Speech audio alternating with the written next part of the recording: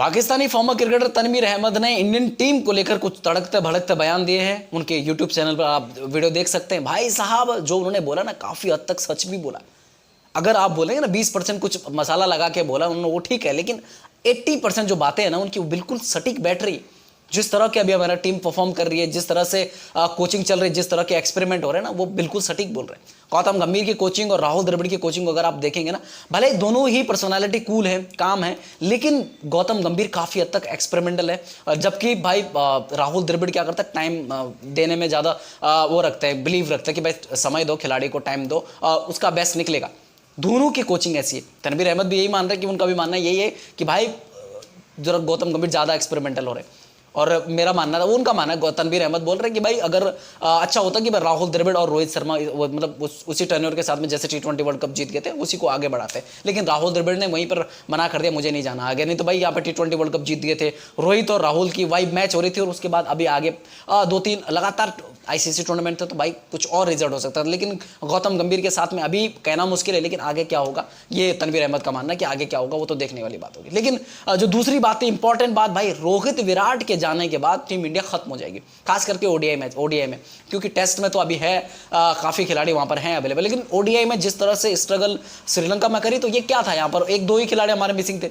एक नीचे से हार्दिक पांड्या हो गए, बॉलिंग में बुमराह हो गए और सामी हो गए।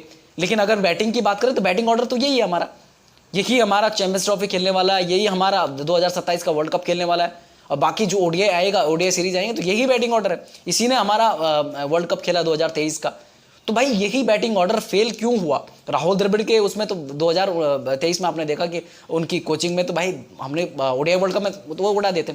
और तनवीर अहमद भी यही बोल रहे हैं कि भाई इंडिया के जो यंगस्टर है ना, यंग बल्लेबाज है, जो यंग लॉर्ड जो आ रहा है, वो जिम्मेदारी लेने के लिए तैयार नहीं है। क्योंकि ओडीआई में चलो T20 में तो कहीं ना कहीं से निकल जाता है इंसान की भाई एक आधा नॉक खेल ली, घुमा लिया इधर उधर लप्पे सप्पे करके, लेकिन ओडीआई में स्किल्स, टेम्परामेंट, क्लास सब दिखता है, टाइम बिताना पड़ता है, रन्स निकलते हैं। और इंडियन बैटर, ये काफ़ी हद तक सच भी है, क्योंकि अगर पीछे जाएंगे, थोड़ा पीछे जाएंगे ना, तो शुभमन गिल के कुछ रिकॉर्ड्स निकालो आप, पहले से अब तक, जब से उन्होंने डेब्यू किया अब तक के रिकॉर्ड निकालो। एक ऑस्ट्रेलिया में इनिंग आई है, एक अगर बोलेंगे इंग्लैंड में इनिंग आई है, 1-2 ऐसे इनिंग्स उनकी आ रखी हैं, लेकिन पूरे अगर करियर को निकालेंगे ना, तो ज़्यादातर रन शुभमन गिल ने फ्लैट पिचेस पर बनाए हैं। ज़्यादातर रन शुभमन गिल ने ऐसी पिचेस पर बनाए जहाँ पर आसान हो रहा खेलने के लिए, जहाँ पर बॉल बल्ले पर आ रही है, जब टर्निंग ट्रैक है, बॉल रुक के आ रही, अनइवन बाउंस है, स्विंग है, सीम मतलब जहां पर इन स्विंग आउट स्विंग मिल रही बॉलरों को ना, तो भाई वहां पर शुभमन गिल भाई बिल्कुल स्ट्रगल करते नजर आते हैं। और ये तनवीर अहमद भी यही बोल रहे हैं, उनका भी यही मानना है कि भाई इंडियन जो बैट्समैन अभी आ रहा है ना, दूसरा लॉट आ रहा है ना, बहुत मुश्किल होने वाला है सबके लिए। चाहे वो ऋषभ पंत की बात कर लें, चाहे वो शुभमन गिल की बात करें, बाकी बल्लेबाजों के नाम ले रहे थे, लेकिन मुश्किल होने वाली, सबके लिए मुश्किल होने वाली। क्योंकि भाई रोहित शर्मा, विराट कोहली जब 2011, ये तो तनवीर अहमद ये नहीं बोल रहे, लेकिन मैं बोल रहा हूँ कि 2011 जब हमने वर्ल्ड कप जीता ना, वहाँ पर जब बड़े बड़े दिग्गज खिलाड़ी थे, हमारे सचिन, सहवाग, जो बड़े बड़े दिग्गज थे, उनका एक वक्त के बाद ऐसा हो गया, 2012-13 में ऐसा लगने लग गया था कि भाई अब चाहे वो सिलेक्शन कमेटी है या फिर खुद कप्तान धोनी नहीं देख रहे बड़े खिलाड़ियों को। क्यों नहीं देख रहे थे? क्योंकि भाई जो यंगस्टर थे, खास करके विराट कोहली, वो अश्योरेंस दे रहा था, वो बंदा बोल रहा था नहीं भाई अगर बड़े खिलाड़ी नहीं भी रहेंगे तो मैं जिताऊंगा ना भाई। आगे लीड करना चालू कर दिया तो उसने 2013 से ही टीम को भाई ऐसे ऐसी इनिंगें खेली ना उसने, 2011 में खेली, 12 में, 13 में। विराट कोहली की मैं बात करूं, ये यंगस्टर आके बिल्कुल पूरी टीम को संभालने लग गया था विराट कोहली। लेकिन अभी कौन सा ऐसा यंगस्टर है कि जो एक मतलब सिंगल हैंडली टीम को संभाल रहा हो? लेकिन उस समय था विराट कोहली, तभी इतना दुख नहीं हुआ था कि भाई विराट वो सचिन तेंदुलकर साहब जा रहे हैं। भले दुख तो उस समय हुआ कि एक सचिन तेंदुलकर जैसा बड़ा नाम जा रहा, तो कैसे कौन उनके शू फुल करेगा। लेकिन जो बातें उस समय हुई थी, लेकिन ये भी बात हो रही थी नहीं भाई कोई बात नहीं, क्रिकेट तो खेल ही लेंगे हमारे खिलाड़ी। भले ही विराट कोहली के जाने के बाद कोई ना कोई उनकी जगह पर आएगा, वो हो सकता है उनसे बेहतर करे, उनसे बेहतर तो भगवान जाने। लेकिन अगर मैं बात करूं क्रिकेट तो भाई चलेगी, क्रिकेट किसी के लिए नहीं रुकती। लेकिन जिस तरह की परफॉर्मेंस विराट कोहली ने वो जब यंगस्टर था वहां पर दी थी, तो उसने उन जो लेजेंड्स जा रहे थे उस वक्त भाई वो मिस नहीं होने दिया लोगों को, वो उस चीज का दर्द नहीं होने दिया। उसने दिखाया, उसने मैचेस जिताते रहा, बायलैटरल आया, कोई भी आया सामने तो उसने रन्स मारे। उसके बाद चैंपियंस ट्रॉफी थी 2013 में, 2014 में T20 वर्ल्ड कप आया, वहां पर उसने दिखाया, परफॉर्म करके दिया, और लोगों ने बोला नहीं भाई ये यंगस्टर यार क्या बात है। तभी तो विराट कोहली नहीं था, विराट कोहली तो 2014 के बाद बना ना, जो असली विराट कोहली बना। लेकिन उसने पहले से मैचेस जिताना चालू कर दिए थे। लेकिन अभी के यंगस्टर को अगर बात करें ना, अभी के यंगस्टर को आप उस पे लेंगे, लाइन पे लेंगे, तो कौन है ऐसा यंगस्टर जो भाई ऐसा बता दो, ऐसा बोलता है जो सिंगल हैंडली मैचेस जिता रहा ओडीआई में। T20 में मैं बोला ना, T20 में अगर तुम किसी को भी ले आओ, 2-3 बार मौका दो उसको, वो भाई मार ही देगा। 3-4 मौके मिलेंगे, एक आध मैच में कर ही देगा, तूफान मचा ही देगा। लेकिन ओडीआई हो, टेस्ट मैचेस में हो, भाई ऐसा नहीं कर पाते हैं, हर खिलाड़ी नहीं कर पाता है। लेकिन विराट कोहली उस वक्त कर रहा था। उसके बाद रोहित शर्मा 2013 के बाद, जब रोहित शर्मा को मौके पे मौके दिए गए, उसके बाद उसको लोअर ऑर्डर से ओपन करवाया धोनी साहब ने, तो उसके बाद जब ओपन किया रोहित शर्मा ने, तो उसने तूफान मचा दिया था।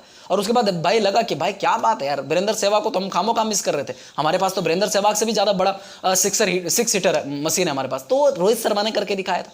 बाकी ऐसे खिलाड़ी आते गए। फिर जब युवराज सिंह के बाद जब सुरेश रैना ने कुछ ऐसी नॉक्स खेलनी चालू करी, तो युवराज सिंह तो तभी भी थे, 2019 तक वो रेस में थे, लेकिन भाई सुरेश रैना वहां से एक अच्छा खिलाड़ी बन रहा था, अजिंक्य रहाणे था, मतलब खिलाड़ी थे तभी। लेकिन भाई अभी के यंगस्टर की अगर बात करें, कंपेयर करें उन यंगस्टरों से, तो वैसे नहीं लगते। भले ही भाई, और वो सही बात है ना कि भाई जब फ्लैट ट्रैक मिलता है तो वहां पर रन्स बनाते हैं, फ्लैट ट्रैक्स मिलते वहां पर भाई ये डबल सेंचुरीज मार देते हैं। लेकिन टर्निंग ट्रैक मिलेगा, अनइवन बाउंस मिलेगा, उछाल मिलेगा, तो वहां पर ये लोग सर्वाइव नहीं कर पाते। और ये बड़ा कंसर्न है ये इंडिया के लिए। ये तनवीर अहमद भी बोल रहा बंदा है, बहुत सिंपल बोल रहा है कि भाई इंडिया के लिए कंसर्न रहेगा, जब रोहित विराट जाएंगे उसके बाद ये कैसे सर्वाइव करेंगे। और वो एक चैलेंज भी दे रहा है कि भाई रोहित विराट और बुमराह के बिना अगर ये पाकिस्तान के साथ में खेलेंगे बोला तो ये जीतेंगे नहीं।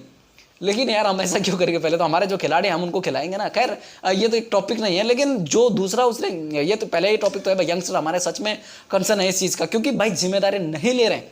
श्रेयस अय्यर की बात करते हैं ना लोग, कि बोलते हैं यंगस्टर, 28-29 साल का यंगस्टर नहीं होता मेरे भाई। केएल राहुल मुझे तो समझ में नहीं आता उसको यंगस्टर में रखना है या फिर किस में रखना। 32-33 साल का तो हो गया बंदा, लेकिन अभी भी लोग उसको कंसिडर करते हैं वो यंगस्टर है। भगवान जाने। लेकिन ओडीआई में बेहतर करता है। केएल राहुल का ड्रॉप होना नहीं बनता था श्रीलंका वाली सीरीज में, और सोहेल तनवीर भी यही बोले कि ऋषभ पंत को लाया गया, केएल राहुल को ड्रॉप किया गया, ये समझ से बाहर था। क्योंकि भाई केएल राहुल ने ओडीआई वर्ल्ड कप बेहतर करके दिया। अगर 2020 से 2024 तक के आंकड़े निकालेंगे, 5 नंबर पर किसने बेहतर खेला है, तो वहां पर केएल राहुल के आंकड़े आपको सबसे बेहतर नजर आएंगे। लेकिन बावजूद उसके केएल राहुल को ड्रॉप किया गया श्रीलंका के थर्ड मैच में। वो सेंस नहीं बनता। पहले मैच में उसको 31 रन बना दिए, दूसरे मैच में भले वो डक पे आउट हुआ, लेकिन तीसरे मैच में उसको बिठाना नहीं चाहिए, जबकि मौका देना चाहिए था उसको। ऋषभ पंत भाई इंजरी से वापस आ रहे हैं, वहां से वापस आने के बाद मेरे को लगता है कि 1-2 अगर सीरीज में ट्रैवल भी करेंगे टीम के साथ में, सिर्फ ट्रैवल भी करेंगे तो भाई कुछ फर्क नहीं पड़ता। क्योंकि भाई जिसने वो जगह बनाई है, जिसने इतने दिन से उस जगह पर सर्वाइव किया, उसके बाद वहां पर रन बनाए हैं, वर्ल्ड कप में इतनी अच्छी परफॉर्मेंस दी थी, इतने क्रूशियल मैचेस में बहुत अच्छा मतलब खेल के दिया और टीम को जिताया था वहां पर, तो भाई वो आपको याद रहेगा 8 अक्टूबर की बात है। 8 अक्टूबर पहला वर्ल्ड कप का पहला मैच, वहां पर ऑस्ट्रेलिया के सामने जब हमारे 2 रन पर 3 विकेट हो गए थे, वो वहां से किसने निकाला था मैच? भाई विराट कोहली के साथ में कौन खड़ा था? केएल राहुल था। विराट कोहली का तो एक कैच भी छूटा था, केएल राहुल का कैच नहीं छूटा। बावजूद उसके लिए उसने 80-90 रन की एक पारी खेली थी, बहुत जबरदस्त पारी खेली थी ऑस्ट्रेलिया के सामने। भाई ये सब नहीं भूलना चाहिए, ऐसा नहीं भूलना चाहिए मैं किसी भी खिलाड़ी का। तो केएल राहुल 5 नंबर बेस्ट था, तो केएल राहुल को ड्रॉप होना नहीं बनता था। खैर बाकी यंगस्टरों की बात भी हो रही, सबकी बात हो रही, लेकिन मैं मानता हूं कि पीछे से जो लौट आ रहा ना, चाहिए वो यशस्वी की बात करें, ऋतुराज गायकवाड़ की बात करें, ये जो ओडीआई के लिए ना प्लेयर जो है ना ठीक ठाक प्लेयर है। ऋतुराज तो स्पिन भी बहुत अच्छी खेलता है बंदा, मौका नहीं मिला, अभी बोल नहीं सकते कैसा क्या है। तनवीर अहमद का मानना है कि बहुत स्ट्रगल, मेरा मानना है कि स्ट्रगल तो उतना ज्यादा तो नहीं करेंगे टीम इंडिया, तो भाई ये हो जाएगी भाई कि रोहित शर्मा गए, विराट कोहली गए, अब शटर डाउन कर दे, ऐसी तो बात नहीं होगी। लेकिन खिलाड़ी बनेंगे जरूर बनेंगे, मौका मिलेंगे तो खिलाड़ी बनेंगे, जैसे ऋतुराज है, बाकी भी खिलाड़ी आ रहे हैं। डोमेस्टिक में बहुत अच्छे खिलाड़ी हैं जो डोमेस्टिक में अच्छा कर रहे हैं, तो भाई ऐसा नहीं है कि भाई इनके जाने के बाद बिल्कुल शट डाउन हो गए। किसी भी खिलाड़ी के जाने के बाद कभी क्रिकेट रुकती नहीं है। सचिन साहब गए, वीरेंद्र सहवाग गए, महेंद्र सिंह धोनी गए, भाई उसके अलावा राहुल द्रविड़ गए, उसके पहले गांगुली गए थे, काफ़ी खिलाड़ी गए, बीबीएस लक्ष्मण।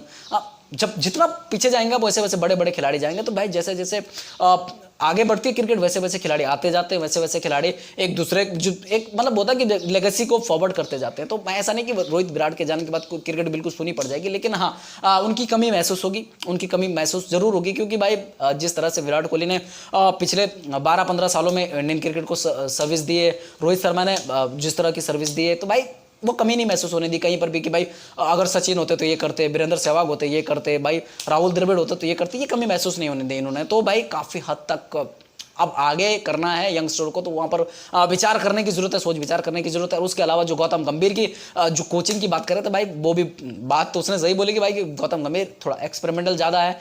राहुल द्रविड़ की अगर बात करें तो वो थोड़ा सा बिलीव रखता है कि भाई मौके दो, थोड़ा टाइम दो खिलाड़ी को, वो बिलीव रखता है कि भाई वो करेगा, जरूर करेगा। लेकिन गौतम गंभीर ऐसा नहीं, तेरे को एक मौका, दो मौका, चल बाहर चल, तेरा हो गया, बस हो गया। और अभी आगे बहुत सारे डिसीजन ऐसे देखने मिलेंगे। अभी तो जज नहीं कर सकते गौतम गंभीर साहब को, क्योंकि भाई मेरे को लगता है कि 10-15 जो बायलैटरल सीरीज उसके बीच में 1-2 रहेंगे, जब आईसीसी के इवेंट रहेंगे, तो वो जब खेल लेंगे ना गौतम गंभीर, एक रिज्यूमे रेडी हो जाएगा गौतम गंभीर साहब का कि क्या उखाड़ा है उन्होंने इस बीच, मतलब बायलैटरल खेले इतने सारे, उनमें कैसा परफॉर्मेंस है, विनिंग रेट क्या है, उसके अलावा भाई आईसीसी इवेंट में जब गए तो वहां पर क्या परफॉर्मेंस रही, तो वो सारी चीजें फिर रिज्यूमे तुम उनका चेक कर सकते हो कि हाँ भाई गौतम गंभीर ने क्या किया। अभी कुछ बोल नहीं सकते, एक सीरीज हारने पर हम ज्यादा बोलना नहीं चाहिए, गौतम गंभीर को इतना ज्यादा आड़े नहीं लेना चाहिए, मेरा मानना है। क्रिकेट किसी के लिए रुकता नहीं है, चाहे वो विराट है, रोहित है, धोनी गए, बहुत बड़े बड़े खिलाड़ी गए, तो किसी के लिए क्रिकेट रुकता नहीं। दूसरी चीज, गौतम गंभीर को मौका दो भाई, एक सीरीज से उनको जज मत करो। लेकिन चीज़ें थी कड़वी हैं, लेकिन सच भी हैं, लेकिन रुकता भी नहीं क्रिकेट किसी के लिए। और गौतम गंभीर मेरे को लगता है आगे बेहतर करेंगे। दोनों चीज़ें हैं,